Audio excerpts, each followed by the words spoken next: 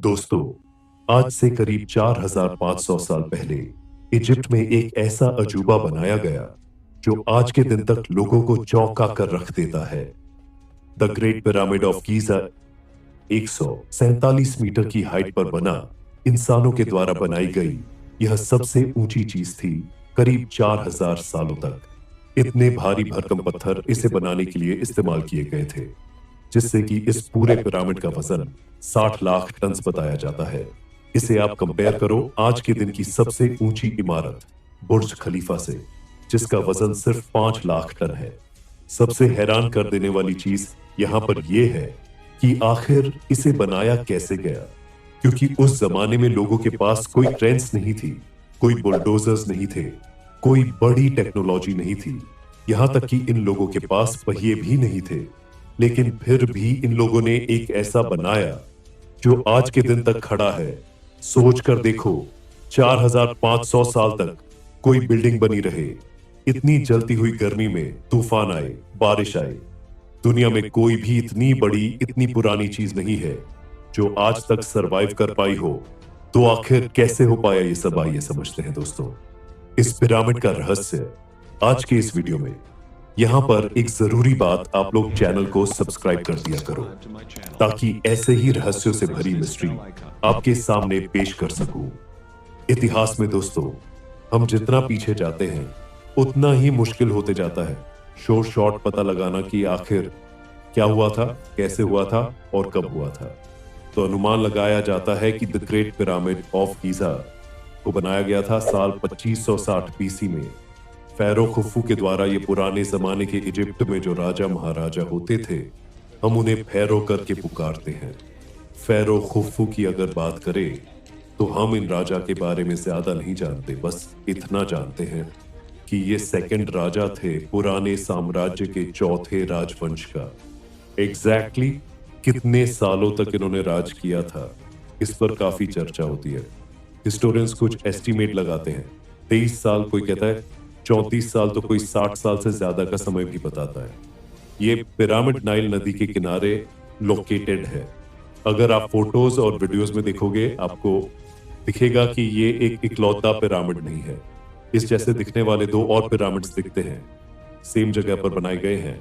इन तीनों में से सबसे ऊंचा है the great pyramid of Giza, जिसे हम पिरामिड ऑफ खुफू भी कहते हैं।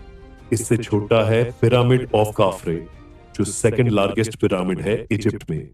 कहा जाता है कि खुफू के बेटे खफरे ने उसे बनाया है। और तीसरा और सबसे छोटा पिरामिड है इनमें से द पिरामिड ऑफ मेनकोरे, बताया जाता है खाफरे के बेटे ने बनाया। उस जमाने में बनाए गए ये इकलौते नहीं है, इसके अलावा द ग्रेट स्फिंक्स और कई छोटे पिरामिड्स हैं। टोटल में बताया जाता है 118 पिरामिड्स हैं, अलग अलग शेप्स और साइजेस के। इनमें से कई पिरामिड्स टूटकर वेदरिंग की वजह से मलबा हो चुके हैं, बहुत कम अच्छी कंडीशंस में बचे हैं, और शायद सबसे अच्छे वेल प्रिजर्व्ड यही 3 पिरामिड्स हैं, specially the great pyramid of Giza. क्या कारण था इन्हें बनाने का? इन्हें एक मकबरे के तौर पर बनाया गया था। ये एक टूम है, इनके फेरोज को यहां पर दफनाया गया है। दोस्तों, प्राचीन इजिप्ट के लोग आफ्टर लाइफ में विश्वास रखते थे। इनका मानना था कि मरने के बाद जिंदगी खत्म नहीं होती, बल्कि मौत के बाद हमारी आत्मा अंडरवर्ल्ड में जाती है, जहां पर खुदा हमें जिंदा करके सवाल और जवाब होगा। जिन लोगों ने अच्छा किया है वह हमेशा के लिए जिंदा रहते हैं इस आफ्टर लाइफ में। और इस आफ्टर लाइफ को प्रिपेयर करने के लिए जब इनके ये राजा जिंदा थे तो ये अपने लिए टूम्स बनवाते थे, अपने लिए बहुत सा खाना, खजाना, ज्वेलरी, फर्नीचर, कपड़े, ये सारी चीजें अपने साथ पिरामिड के अंदर रखते थे कि आफ्टर लाइफ में काम आएंगी। तो इनके मरने के बाद इनकी बॉडीज को ममीफाई किया जाता था और वुडन या स्टोन कॉफिन्स में दफना कर रख दिया जाता था। अब आप पूछोगे कि ये हमें कैसे पता चला कि पिरामिड को इन्हीं चीजों के लिए यूज किया जाता था? 2 बड़े कारण हैं दोस्तों। पहला तो ये कि इस जैसे ही और पुराने पिरामिड्स पर हमें लेख लिखे हुए मिले हैं, इस जैसे ही कॉफिन्स पर, और ऐसे ही पिरामिड्स के अंदर टेक्स्ट लिखे हुए मिले हैं जहां पर बता रखा है कि ये लोग क्या करते थे। दूसरा, मेजॉरिटी ऐसे हिस्टोरिकल पिरामिड्स जो हमने पाए हैं इजिप्ट और सूडान के देशों में, उन्हें टूम्स की तरह ही इस्तेमाल किया गया है। लेकिन क्योंकि specifically great pyramid of Giza के अंदर इस पिरामिड के कोई सबूत नहीं मिला इन चीजों का, तो लोग अपनी अल्टरनेटिव थ्योरी बनाते हैं। इस ग्रेट पिरामिड के अंदर जब आर्कियोलॉजिस्ट गए तो उन्हें सिर्फ 3 रेलिक्स मिले और एक खाली कॉफिन मिला। ये ताबूत माना जाता है कि ये खुफू का था, और बाकी और जो खजाना और ज्वेलरी इसके आसपास होनी चाहिए थी, कहा जाता है कि इतने सालों में कोई उसे लूट कर लेकर चला गया। तो जो लोग इससे डिसएग्री करते हैं उनकी अल्टरनेटिव थ्योरी बड़ी ही अजीबोगरीब है। एक बड़ी पॉपुलर थ्योरी जो सुनने में आती है वो ये है कि ये ग्रेट पिरामिड एक पावर प्लांट था जिससे बिजली जनरेट हो सकती थी। जो लोग इसमें मानते हैं वो कहते हैं कि एशियंट इजिप्शियन लोग बड़े ही टेक्नोलॉजिकल एडवांस थे, वो ऑलरेडी बिजली बनाना सीख चुके थे। इस थ्योरी के एविडेंस के तौर पर क्या बताया जाता है, कुछ पुराने जमाने के इनके आर्टवर्क्स दिखाए जाते हैं। इनके पुराने टेम्पल्स की दीवारों पर कुछ इस तरीके के आर्टवर्क्स पाए गए हैं जिसे कुछ लोग देखकर दावा करते हैं कि ये लाइट बल्ब बना रखा है इन्होंने। तो लाइट बल्ब इन लोगों ने पहले ही इन्वेंट कर लिया था, और ऐसे बेहुदा थ्योरी तब बनाई जाती है जब पक्का एविडेंस किसी चीज को लेकर नहीं होता। लेकिन ये बेहुदा थ्योरी अक्सर इतनी अजीबोगरीब होती है कि इनका कोई लॉजिकल सेंस नहीं होता। अगर लाइट बल्ब सही में एग्जिस्ट करता था एशियंट इजिप्शियन के जमानों में, तो आज तक उसका कोई एविडेंस क्यों नहीं मिला है? आज के दिन हिस्टोरियंस एक दूसरे से सहमत है इस बात पर कि ग्रेट पिरामिड ऑफ गिजा को एक मकबरे के तौर पर बनाया गया था। उस समय पर लोगों का मानना था कि जितना आलीशान मकबरा होगा, जितना ज्यादा हम खजाना रखेंगे, खाने के लिए चीजें रखेंगे, उतनी ही ज्यादा अच्छी बीतेगी हमारे राजा की आफ्टर लाइफ। लेकिन अब आते हैं सबसे बड़े सवाल पर, इन पिरामिड्स को एक्चुअली में बनाया कैसे गया? सही मायनों में देखा जाए तो यही सबसे मिस्टीरियस चीज है इन पिरामिड्स के बारे में। उस जमाने के लोगों ने कैसे यहां पर 137 मीटर ऊंची इमारत खड़ी कर दी जिसे इतने बड़े बड़े पत्थरों से बनाया गया है कि इन पत्थरों का अपने आप में वजन 2.5 टन से लेकर 80 टन के बीच में है। हर पत्थर को इतने बारीक तरीके से काटा गया है जब कोई काटने के लिए टूल तक मौजूद नहीं था। फिर इन पत्थरों को एक के ऊपर एक लगाकर कैसे रखा गया जब ये लोग पहियों का भी नहीं इस्तेमाल कर रहे थे? और ये सब इन्होंने कर दिखाया 20 सालों के अंदर अंदर। 20 साल ही दोस्तों टाइम स्पैन बताया जाता है इस ग्रेट पिरामिड ऑफ गीजा को बनाने में। तो कई थ्योरी बताई जाती है इसको लेकर, और इस बारे में कोई थ्योरी की बात नहीं करूंगा जो बहुत ही अजीबोगरीब है। लेकिन इन थ्योरी की बात करने से पहले एक बड़े मिसकंसेप्ट को देखते हैं जो लोगों के मन में होता है। इन पिरामिड्स को लेकर फिल्मों में अक्सर दिखाया जाता है कि इन पिरामिड्स को बनाते वक्त स्लेव लेबर का इस्तेमाल किया गया था। बड़े ही गरीब सर्वेंट्स यहां पर मजबूरी में काम करने लग रहे थे। दिन रात जिनके जो बॉस होते थे उन्हें रस्सियों से मारते थे, हंटर से पिटाई करते थे उनकी। याद है ना किसी फिल्म में आपने ये जरूर देखा होगा।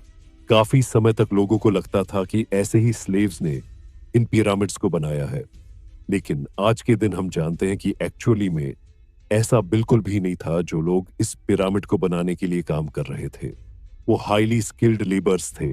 उनको भूखा रख के मारा पीटा नहीं जाता था, बल्कि उन्हें अच्छे से खाना खिलाया जाता था ताकि ये लोग हट्टे कट्टे रहे और अच्छे से काम करे। ये लेबर शहरों में रहते थे एक कंस्ट्रक्शन साइट के पास। इसके अलावा अलग अलग सीजन्स में इन्हें अलग अलग कम्युनिटी के मेम से सपोर्ट भी मिलता था, जैसे कि फार्मर्स, अगर किसान लोग खेती नहीं कर रहे होते थे, अपने फ्री टाइम में आकर कंस्ट्रक्शन में हाथ बटा देते थे। एक तरीके से पूरे किंगडम में रहने वाले सारे लोग काफी यूनाइटेड थे इस नेशनल प्रोजेक्ट के सक्सेस को लेकर। वो अपने राजा में बहुत विश्वास करते थे। टोटल में देखा जाए करीब 20 से 30 हजार वर्कर्स लगे इसकी कंस्ट्रक्शन में, जिन्होंने 10-10 घंटे दिन में काम किया इस ग्रेट पिरामिड ऑफ गीजा को बनाने में। मटेरियल की बात करी जाए तो करीब 5.5 मिलियन टन स्लाइमस्टोन, 8,000 टन ग्रेनाइट और 5 लाख टन मोर्टार का इस्तेमाल किया गया। ज्यादातर ये पत्थर थे आसपास के एरिया से ही ज्यादा दूर। ये सदर्न इजिप्ट के रीजन से आए थे जो कि 800 किलोमीटर दूर था। अब सवाल ये कि इन पत्थरों को काटा कैसे जाता था। कॉपर उस समय में सबसे कॉमन मेटल इस्तेमाल किया जाता था, तो जो टूल्स बनते थे वो कॉपर के बनते थे। जो ज्यादा हार्ड पत्थर होते थे ग्रेनाइट के, उन्हें ये तोड़ते थे डोलोराइट का इस्तेमाल करके। कई तरीके इनके काफी यूनिक होते थे, जैसे कि पत्थरों के अंदर ये क्रैक्स और होल्स को ढूंढते थे और हथौड़े से उसके अंदर वुड के बने हुए वेजेस डाल देते थे जो पानी के अंदर सोक किए गए थे। जैसे वो पत्थर पानी को ऑब्जॉर्ब करता, ये वेजेस जो है वो और एक्सपेंड हो जाते और वो पत्थर टूट जाता। लेकिन सबसे बड़े सवाल पर आए, इन पत्थरों को मूव कैसे किया जाता था। उस समय पर पहिया इस्तेमाल नहीं किए जाते थे। सबसे प्लाजिबल थ्योरी है, यहाँ पर इतनी दूर से पत्थरों को लाने के लिए ये राफ्ट सी बनाते थे जो नदी पर तैरती थी। उसके बाद जब पत्थर पिरामिड के पास आ गया, एक के ऊपर एक पत्थर रखने के लिए ये स्लेजेस का इस्तेमाल करते थे। गीली मिट्टी में ये एक बड़ी मजेदार थ्योरी है जो बहुत ही रिसेंटली पता चली है। 2014 में एक स्टडी करी गई थी और इस थ्योरी का बेसिस है एक्चुअली में एक पेंटिंग जो कि पाई गई थी चेहुतियोटेम्प के ट्यूम पर। ये ट्यूम काफी बाद का है, 1900 BC का है, लेकिन इस पेंटिंग में आप देख सकते हैं करीब 170 लोग एक स्टैचू को घिसटाकर ले जा रहे हैं एक स्लेज पर और रस्सियों का इस्तेमाल कर रहे हैं। इतनी भारी चीज को खींचने के लिए इस पेंटिंग में ध्यान से देखेंगे तो आपको दिखेगा कि कैसे एक आदमी स्टैचू के सामने पानी गिराने लग रहा है रेत के ऊपर। शुरू में आर्कियोलॉजिस्ट को लगा कि ये कोई रिचुअल का जरिया होगा, कोई ट्रेडिशनल तरीका होगा इनके सामने पानी गिराना। लेकिन जब फिजिसिस्ट डेनियल बोन और उनकी टीम ने इसे टेस्ट आउट किया तो पता लगा रेत में एक सर्टेन अमाउंट ऑफ पानी अगर मौजूद होगा तो जमीन पर घिसने वाली चीज का जो फ्रिक्शन है वो काफी हद तक कम हो जाता है और खींचना आसान हो जाता है। अब अगला सवाल यहाँ पर उठता है, आप पूछोगे अच्छा चलो मान लिया पत्थरों को धक्का मारकर इधर से उधर रेत में ले जाया जा सकता है, लेकिन पत्थरों को एक दूसरे के ऊपर कैसे रखा जा सकता है। इतने भारी वजन को आखिर में कैसे उठाया जाए बिना मशीनों का इस्तेमाल करे। अब आम तौर पर एक सिस्टम बनाया जा सकता है इसे उठाने के लिए। पर दोस्तों एक रैम्स का बड़ा ही अनोखा सिस्टम बनाया गया। साल 2015 में इंग्लिश और फ्रेंच आर्कियोलॉजिस्ट की एक टीम ने एक 4500 साल पुराना वुडन रैम्प खोज किया एक क्वारी से। तो स्कॉलर्स ने कहा कि एक इस तरीके का रैंप बनाया गया होगा उस समय पर, जो कि एक स्ट्रेट स्लोप था ग्राउंड से लेकर टॉप तक। इस स्लोप के ऊपर पत्थरों को धक्का मारने के लिए इन्होंने एक सिस्टम यूज किया जहां पर इन्होंने लकड़ी के डंडे गाड़ दिए। इसके आसपास फिर इन्होंने रस्सियों का इस्तेमाल किया उन डंडों के अराउंड उस पत्थर को ऊपर खींचने के लिए, कुछ इस तरीके से जैसा आप आर्ट वर्क में देख सकते हैं। इसे सजेस्ट किया गया था फिजिसिस्ट जोसेफ वेस्ट के द्वारा साल 2014 में। इस थ्योरी के अकॉर्डिंग पिरामिड का हर एक लेवल कंप्लीट करने के बाद इन लोगों ने एक नया स्लोप बनाया होगा, और ताकि स्लोप का एंगल ज्यादा ना हो ये स्लोप को पीछे तक ले गए होंगे, यानी स्लोप को ज्यादा पीछे से शुरू करें बनाना ताकि ज्यादा टिल्ट ना आए उस स्लोप में। इसके अलावा एक दूसरी थ्योरी कहती है कि इन्होंने एक लीवर्स का सिस्टम इस्तेमाल किया होगा पत्थरों को एक के ऊपर एक रखने के लिए। ड्राइंग्स में देखिए किस तरीके से काम करता है। बेसिकली एक मिडिल पॉइंट ले लिया जिसकी हाइट थोड़ी सी ज्यादा हो, उसके ऊपर एक डंडा लगाया और डंडे के दूसरी तरफ कुछ वजन डाला और उसको फिर घुमाकर ऊपर प्लेस कर दिया। स्कॉलर्स का मानना है कि ऐसा ही एक सिमिलर सिस्टम जिसका नाम इन्होंने दिया है शादूफ इजिप्ट में एग्जिस्ट करता था हजारों सालों से। इस मैकेनिज्म का ये लोग पानी निकालने के लिए भी इस्तेमाल करते थे नाइल नदी से, अपने खेतों को इरिगेट करने के लिए। ये दोनों थ्योरी सुनने में काफी अच्छी लगती है, लेकिन प्रॉब्लम आ जाती है यहाँ पर कंस्ट्रक्शन टाइम।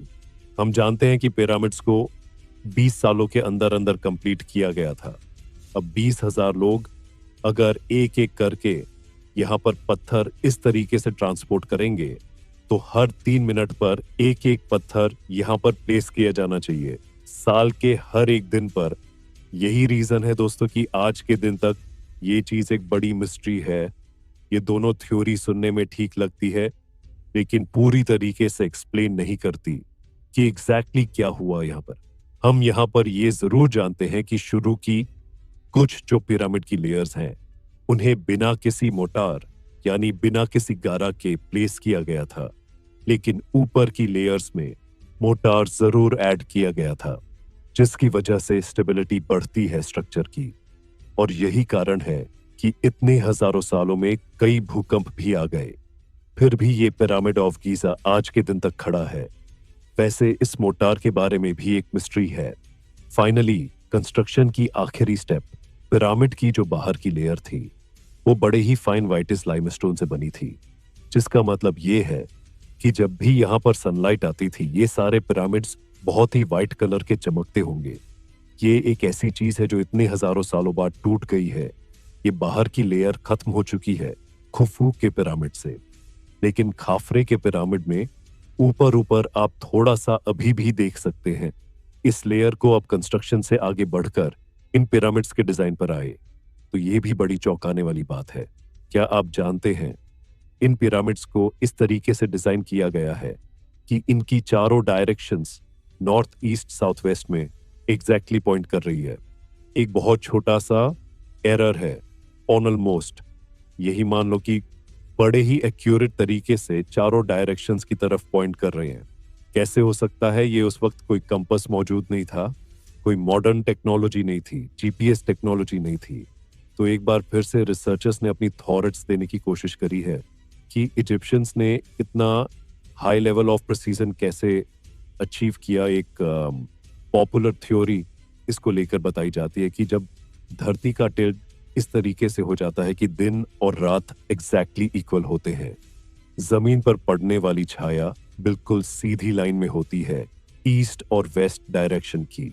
अगर इजिप्शियंस ने इस तरीके का इस्तेमाल किया था, जब किसी चीजों का ठोस सबूत हमारे पास मौजूद नहीं होता है तो हम अपने आइडियाज बनाते हैं, और कहीं पर भी कोई लिंक मिल जाए तो हम उसे सच मान बैठते हैं।